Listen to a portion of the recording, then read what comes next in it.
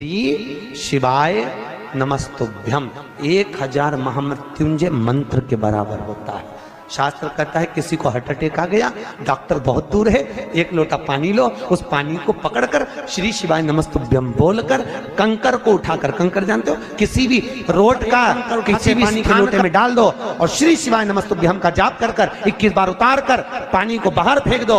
Attack की बीमारी से भी लोग बच जाते हैं। श्री शिवाय नमस्तुभ्यम का इतना मंत्र का जाप की प्रबलता होती है, इतना मंत्र जाप की प्रखरता।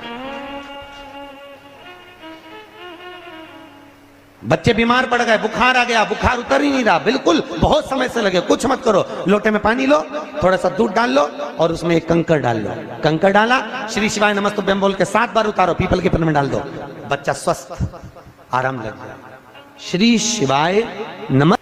ये उसी तरह है जैसे घर का दीपक, घर का दीप देखा, घर में जो दीपक होता है उसको बदला नहीं जाता, बार बार नहीं बदलना चाहिए।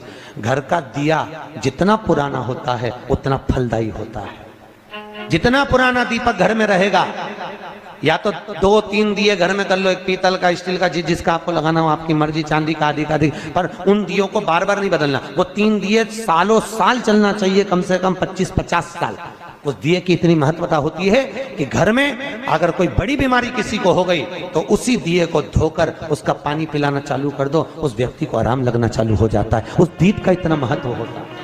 दिया कोई सहज नहीं, माला कोई सहज नहीं होती, गौमुखी कोई सहज नहीं होती, जिसको तुम जप जप कर जिंदगी निकाल दी। जिस आसन पर बैठकर अपन भजन करते वो आसन श्रेष्ठ हो जाता है, उस आसन की महत्वता बढ़ जाती है। कोई सहजता नहीं है, सरलता।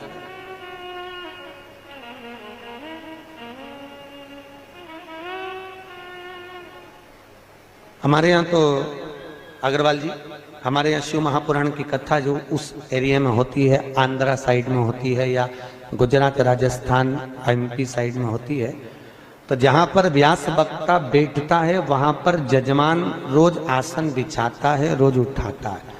वही आसन जजमान अपने घर पर ले जाता है और उसकी गादी पर बिछाता है, क्योंकि जिस जगह से पुराण को बांचा जाता है उस आसन की बड़ी महत्वता मानी, बड़ी मूल्यता।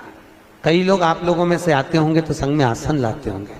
अब यहाँ तो कोई लाया कि नहीं लाया पता नहीं, पर पहले ऐसा नियम था, कथा सुनने जाते थे तो आसन साथ लेकर जाते थे। देखा है आप लोगों ने कि नहीं देखा? बोलो तो। पहले ऐसा होता, आसन लेकर जाते थे, साथ में बिछाते थे, फिर बैठते थे। उस आसन की बड़ी महत्वता, बड़ी।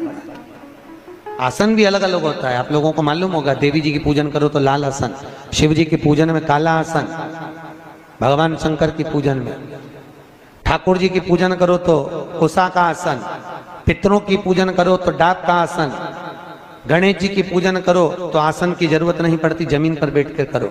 गणेश पूजन कभी आसन पे बैठ के नहीं करना, नहीं तो पुण्य नहीं मिलता। अगर गणेश पूजन आसन पे बैठ के कर ली तो उसका पुण्य समाप्त हो जाता है। गणेश पूजन जमीन पर बैठकर करना चाहिए, भूमि पर। आसन की महत्व भगवत भजन में, भगवत नाम में, भगवत की